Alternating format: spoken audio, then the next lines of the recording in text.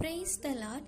நாம் எல்லோரையும் இந்த புதிய நாளை காண செய்த தேவனுக்கு நன்றியை செலுத்துகின்றேன். Today's Bible reading day 1. இன்றைக்கு நாம் எந்த அதிகாரத்தை பார்க்க போகின்றோம் என்றால், புதிய ஏற்பாட்டில் மத்தேயு 1ஆம் அதிகாரத்தை பார்க்கலாம். 1வது வசனம் முதல் 17வது வசனம் வரை வம்ச வரலாற்றை குறிப்பிடுகிறது. 18ஆம் வசனத்திலிருந்து இயேசுவின் ஜனனத்தை குறிக்கிறது.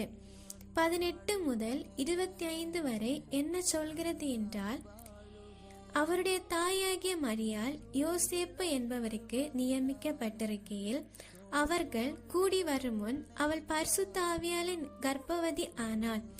அவளுடைய புருஷனாகிய யோசேப்பு நீதிமானா இருந்தார். அவளை அவமானப்படுத்த மனமில்லாமல் அவளை இரகசியமாய் தள்ளிவிட யோசனை பண்ணினார்.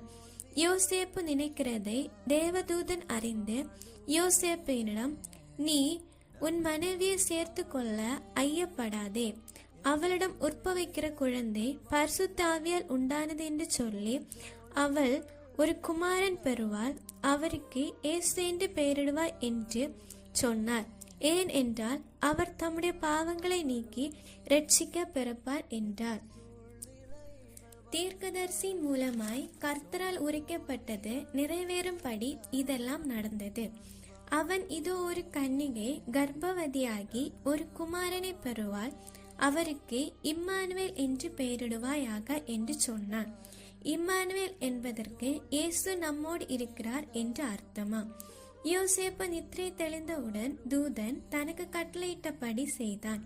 அவள் தன் முதற் பெயரான குமாரனை அறியாமல் இருந்தும் அவருக்கு இயேசு என்று பெயரிட்டார்.